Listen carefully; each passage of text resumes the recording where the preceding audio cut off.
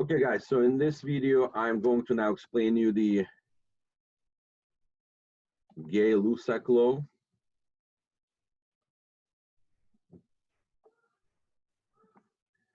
Gay-Lussac law. Okay, so this law establishes, guys, the relationship between the temperature and pressure. And so the P over T is equal to a constant here. And again, I'm going to explain you guys using the kinetic molecular theory at the end of this, the next video, explain you these different gas laws. I also am going to mention before I explain that Avogadro's law, but in this video, guys, I'm only going to do the Gay-Lussac law. So there is a direct relationship between the temperature and pressure. So if you increase the temperature, so does the pressure, and if you decrease the temperature, the pressure goes down. Now, what kind of problems now you can be facing here? And again, very similar to the, and by the way, it is at constant volume and number of moles. Just be aware, guys. So this Gay-Lussac law, there's a direct relationship between P and the P and T. However, you always, guys, have to realize that this law works at constant volume and constant number of moles. So I'm going to solve example number 12.5 to demonstrate how this law works. Now let me read the problem. A pressurized can of shaving cream contains a gas under an internal pressure of, so what you're given here is a P1, 1.065, and the units here atmospheres. And of course now the T1, they're giving you guys, they want to trick you here, they're giving you the degree Celsius. Right away, guys, you have to convert it into the Kelvin degree, okay? Right away, all of these gas laws, guys, they only work when you use the absolute scale, guys, the scale that uses Kelvin here.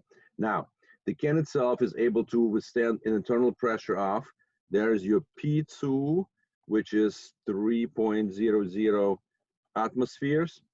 Before it explodes, what temperature in degrees Celsius is needed to elevate the internal pressure within the can to its maximum volume? So you need to figure it out, the T2 here. And let me see the units, guys, for the temperature. So they don't really, they do specify Celsius, no problems. So the first thing you have to realize, we need to, before we use this formula, P1 T1 is equal to P2 T2, very similar to the Charles's law. Now, but you know, again, if you increase the temperature here, so has to do the pressure has to go up, so that to keep now the ratio constant here. And if you decrease now the temperature, so does the pressure proportionally, so that the ratio here between P and T is also, guys, constant. So that's why I equated the two sides, because they're equal to the same constant.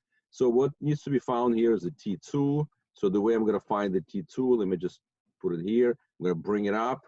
So it's going to be P2 times T1 cross multiplying, right, divided by the P1. So let me now start plugging numbers in.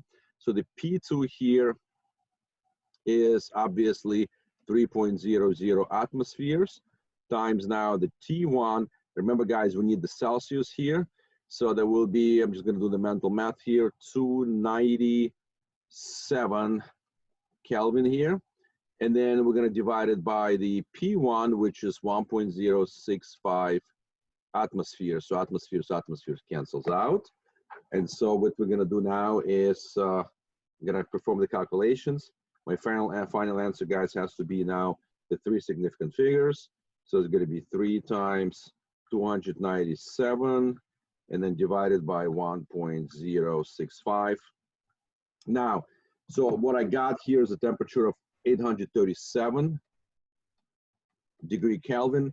Now, before I'm going to now start solving for the Celsius here by just subtracting 273.15 in your textbook, yeah, they use just 273. They just do a little smaller number, just 273 has just only 3 number of moles, but in reality, if you do more advanced chemistry course, you will have to use 273.15 conversion factor here. Now, so let's see if it makes sense. So we had a certain temperature here, which was 297 K. And then at that particular temperature, we had the pressure here. So once the pressure now increase, according, guys, now to the Gay-Lussac law, in order to keep this this ratio constant, if this went up, then this has to go up so that you can still get the same ratio here equal to the same constant. And that's exactly what happened here. The temperature went up from 297 to 837 Kelvin here. And so that means that we are consistent, guys, conceptually as quantitatively, guys, with this law. So now in order to get my degrees Celsius here, temperature, let me just erase this real quick. In order to get now the temperature, temperature is degrees Celsius, you're gonna do 237 Kelvin minus 273 Kelvin. And so let me just do it real quick. This 837 minus 273. So the final answer, guys, I got 564 degrees Celsius. And that's the way, guys, to use your Gay-Lussac's law to relate now the temperature and the pressure. And so, guys, I will see you now in the next video. I'm going to cover now the Avogadro's law. Let me see. Well, they actually have combined gas law, but I really want to dive first into Avogadro's law. And then I'm going to go into the combined gas law. Because after the Avogadro's law, what a guy's going to do, I'm going to do kinetic molecular theory. I'm going to explain all the gas laws. And then I'm going to go into the combined gas law so that I can now combine all of the actually the three laws that we learned. For the combined gas law, the Avogadro's law will not be a factor in here because we're going to be working on the constant number of moles. So I'll go, guys, after the Avogadro's law, I'm going to go into kinetic molecular theory and explain all of the gas law that I just, guys, taught you here.